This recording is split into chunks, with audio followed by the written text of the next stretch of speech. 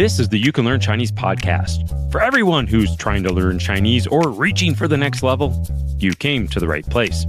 I am your host, Jared Turner. And I don't want to brag, but at school I was voted most likely to cling to past achievements. My co-host is John Pasden, and he says the ability to speak several languages is an asset, but the ability to keep your mouth shut in one language is priceless. Let's get to it. Hey guys, this is Jared Turner joining you from Utah here in the United States. Hi everybody, my name is John Pasden. I am back. I'm also back in Shanghai for the past few weeks. I was in the US, I was in Boston, Maine, New Hampshire, and Atlanta. It's good to be back. And I was in Shanghai, Wuxi, Nanchong, Fuzhou, and Xiamen. That's right. So we kind of like ships passing in the night here, John. Yeah, that was our chance to see each other in person for the first time in quite a while, but you chose your trip dates after I chose mine and it didn't work out. You. But you probably already know this if you listened to last week's episode. So that was Jared in China with a bunch of teenagers getting interviewed, right? Definitely. And I got to say, it was a blast. And it was great to be back in China. It's been 4.5 years, John. I can't believe that. That is a while. But listening to last week's episode and listening to the kids talk about, the difference between talking to people in China versus studying in the classroom in the US, it just got me thinking about some things. And, one of the things that I did in the US this summer was I started playing around with Duolingo again. Duolingo. Yeah, I think Duolingo would be a good topic, but I was not working on Chinese. Oh, really? Yeah, so I was reviewing some Spanish. It was super easy, but, I'm rusty. Reviewing some Spanish, learning Latin, and also learning Hebrew. Latin and Hebrew. Just, what are you now, going for 7 languages, John? That's just for fun, I'm one of these language people, so it's fun. Definitely. Well, that's cool. Well, how was that experience? Well, it's been good and bad. It's been interesting, but some of the educational, like interface, like the way they're presenting the course, some of those choices kind of irk me. And it also got me thinking about randomness, like some of the randomness when you're learning. And, some of the sentences they gave in Duolingo were so random. It's like, why am I studying this? But then I was also kind of comparing that with the experiences of the kids in China and how they had these like kind of random encounters and how that brought their studies to life. Yes, I'm well aware that Duolingo is somewhat notorious for some of these unique phrases. No, my cat does not eat cheese. Yeah, the weasel doesn't wear pants. Learned that in Latin. Can't say I remember it, but I saw it anyway. Wow. I can think of all the times I've had to say that in Chinese. Yeah. So I just thought it would be an interesting topic, a little philosophical to think about like randomness and how that applies to our studies and whether it's a good or a bad thing. Absolutely. And I think this is an interesting topic because, we get into this idea of randomness that is really reflective of what your experiences are in speaking the language with natives. And so, which can be filled with adventure. Yes. I think that's one of the fun aspects of learning a language is that when you go out there and try to speak and really use it, it's often an adventure. And you're going to have all sorts of fun stories or interesting stories, at least, to tell when you're done. Yeah, but we have to acknowledge that not everyone can just go off to China, especially at the very beginning of their studies. And when you look at study methods and study materials, there are some like different kind of variables you can play with to make it more or less random. For example, if you're taking the traditional textbook approach and all you do is just work methodically through the textbook and that's your Chinese studies, I feel like that's like the opposite, like the least random way to do it, Totally agree with you, John. And it just brings to mind one of these concepts, linguistic concepts, the kind of the layman's term is word pairs. So, like certain things go together, like black and white, big and tall, these types of things. And there's no book that can have all the different ways words are used together, much less how phrases, can come together and set phrases in different ways to use the language. And if it did, you wouldn't really grasp it all because it's more something that's understood and used in context. So, like textbooks, they're really good at introducing the language, but they're not very good at really recycling and giving you the exposure that you need to really gain a command of the language. Yeah, that's true. So Jared is touching on the issue of like intensive reading versus extensive reading, being exposed to a very small, carefully selected body of text as opposed to a much larger one with more natural variety. But I was also thinking, related to randomness and study methods, is a lot of people like to use flashcards. And, obviously they do this so they can memorize the vocabulary, but it does introduce a certain element of randomness that kind of connects to the randomness that you face when you take the adventure of talking to a native speaker, right? So when you look at your textbook and you open to page 1 or page 20 or whatever, you know exactly what to expect. But when you fire up your flashcards, even if you're doing spaced repetition or some fancy version of flashcards, you're not sure what card is going to be, reviewed next. And so you're kind of giving yourself that challenge, and the randomness, I think, to some extent makes it a little more interesting. Well, John, I do have to say, though, flashcards, while you might not know what the next card's going to be, you're usually selecting from some sort of deck, or you're making a deck yourself. And so these are usually cards or characters in this instance, that you perhaps have already seen, or at least you have an idea what's going to be in there. Right. So the difference is one of degree, right? So if all you do is look at your textbook and you just go down the vocabulary list and you study that way, and it's always the same order, and there's nothing that's ever unexpected if you have a somewhat decent memory. And then with the flashcards, it's a little bit more random. It's just messing with the order. It's not messing with the content. So what you're talking about is, if you're talking to non-native speakers, they might say words that you've never heard. You have really no idea what to expect, right? Yeah, absolutely. Within reason.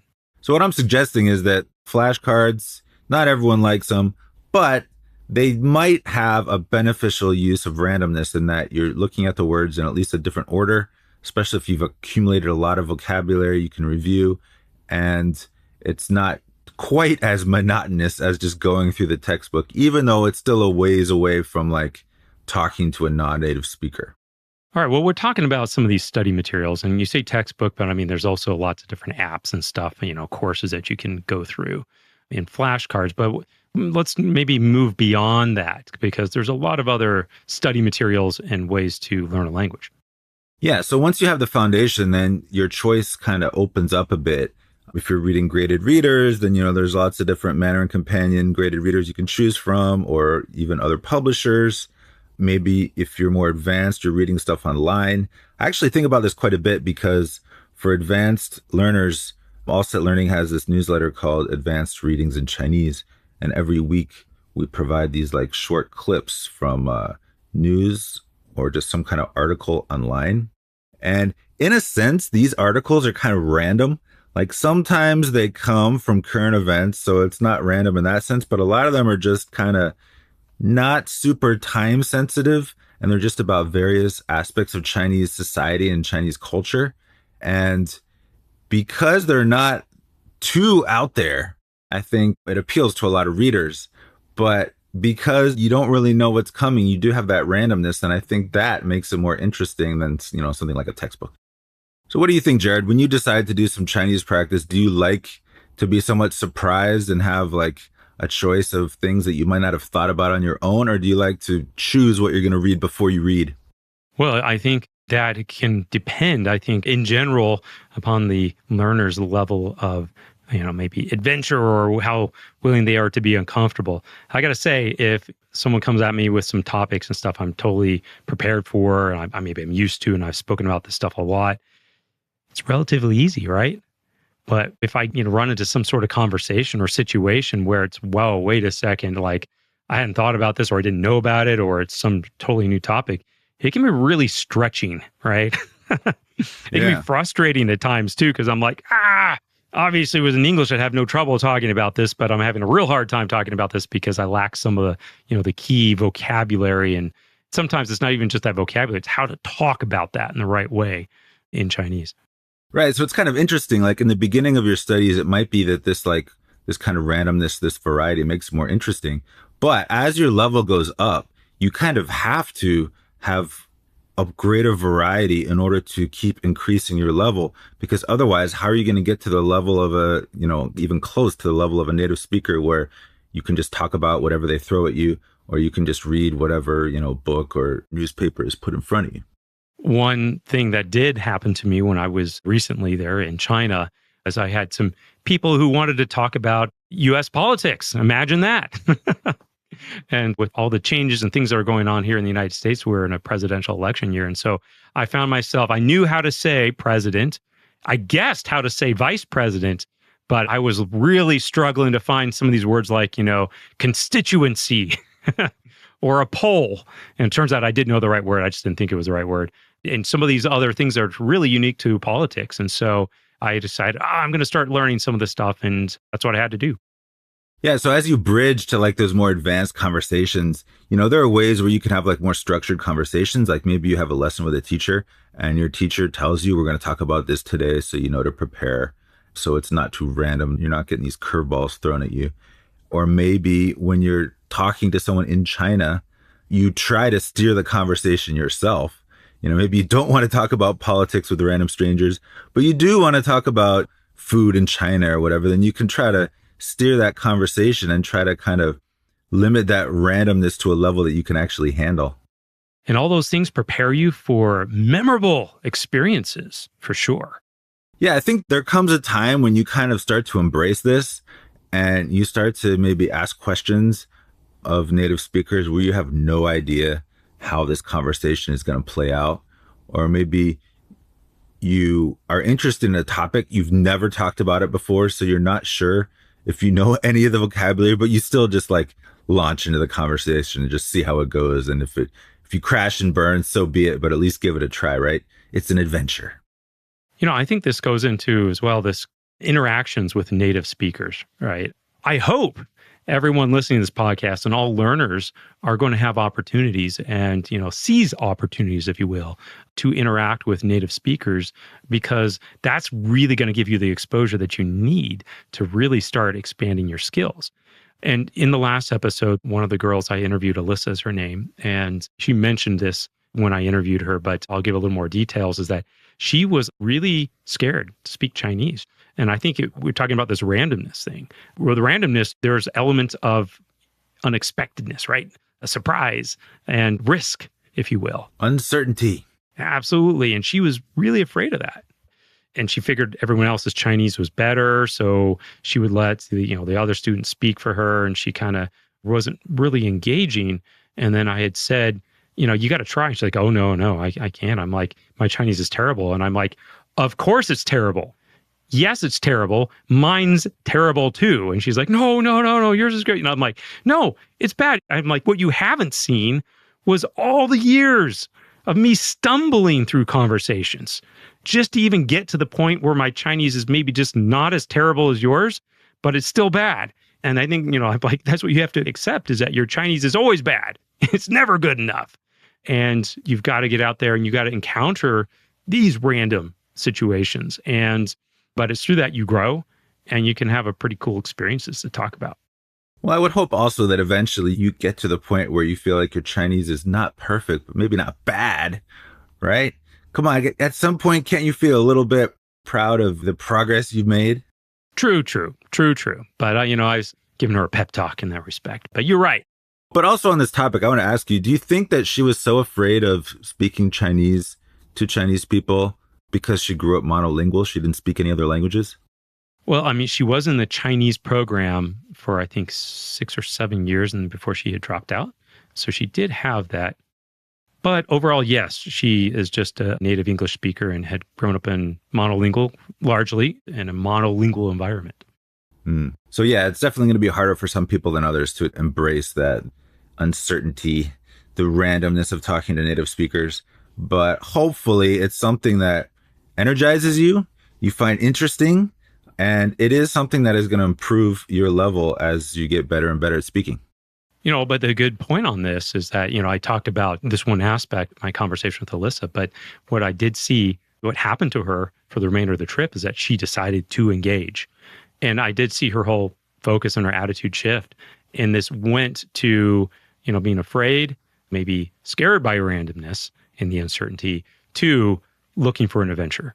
And I think in my mind, John, this is one of the great things I love about when we were talking about this whole thing is like having this randomness and having variety in your learning is that it prepares you for these random encounters and it creates all sorts of opportunities for cool adventures and stories.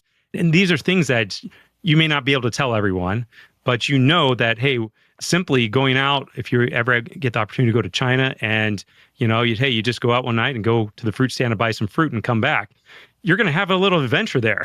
You're going to encounter things you didn't expect, but you're going to come away victorious with a bag full of grapes or something.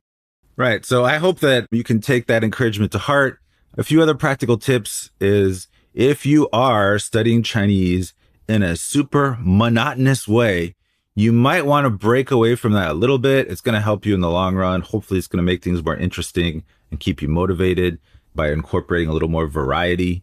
And eventually, hopefully, you can seek out these, random speaking opportunities using Chinese, and that will definitely enrich your learning experience. And if I reflect upon all the people I've interviewed for this podcast, I would say I can't really think of any one person who only used one method per se, one course, one way to really learn the language. If you really want to achieve a high level of proficiency, or not even a high level, just a moderate level of proficiency in Chinese, use a variety of methods. You were talking about, John, about using Duolingo. Don't usually suggest, to people, hey, Duolingo is, your way to learn a language. But of course, I wouldn't say that. Same way I wouldn't say just only use graded readers as a way to learn a language. Use it all. And there's a lot of different ways to learn a language, and they all can kind of fill some of these gaps and give you that variety and that randomness that you're going to need to really start for that language to take root and really start grasping that language. Yeah, I think everyone I know that's pretty positive on Duolingo for Chinese agree that it's a nice little additional thing for their studies. It is not the centerpiece or the only thing that they use to study. And I think this kind of highlights that randomness is a little bit like salt. Too much salt is overwhelming. You do not want that. But just a pinch, it really enhances the learning. So make sure you have a little bit of this randomness, this variety in your own studies. Oh, and one other thing I'd like to add at the end is, on the topic of Duolingo, if you're using Duolingo and you have stuff to say about it, or if you're an educator and you've really thought about the way that Duolingo teaches pinyin, teaches characters, and you'd like to say something about that, or if you even work for Duolingo and you're one of the ones that, help design the Mandarin courses on Duolingo, we would love to hear from you. And maybe we could even, talk about that for this show because, Duolingo is such a popular product. I'm using it myself, although not for Chinese. And it would be a cool topic to discuss a bit more deeply, I think. There's a lot of ways to learn a language and they can all work, but variety is the spice of life. Yeah. So, John, how are you implementing variety in your learning of Hebrew, Latin, and Spanish? That's a good question, Jared. I'm thinking about how to implement variety because, to be honest, I don't know how far these Hebrew and Latin studies are going to go. Spanish will probably transition to TV shows pretty soon. You're probably going to need to find an internship at the Vatican or something. Might do that. Yeah, I am Catholic after all. You have been listening to the You Can Learn Chinese podcast. My name is Jared Turner, co-founder of the Mandarin Companion Graded Reader Series. My co-host is John Pasden, co-founder of Mandarin Companion, founder of AllSet Learning, the Chinese Grammar Wiki, and sinosplice.com. If you enjoyed this episode, please subscribe. Take a moment to text or message this episode to a friend or share it on social media. It really helps us to reach more people on their language journey. You can leave us a review, please do, on iTunes or reach out to us at mandarincompanion.com or find us on Instagram, Facebook, and Twitter. You can find our Chinese Graded Reader series on Amazon, iBooks, Google Play, or wherever you find your books. Apologies to John Cena, we just ran out of time. The You Can Learn Chinese podcast is produced by myself, Jared Turner, and our editor is Jasper Chua. And a special thanks to my co-host, the man, the myth, the legend, John Pasden. See you next time.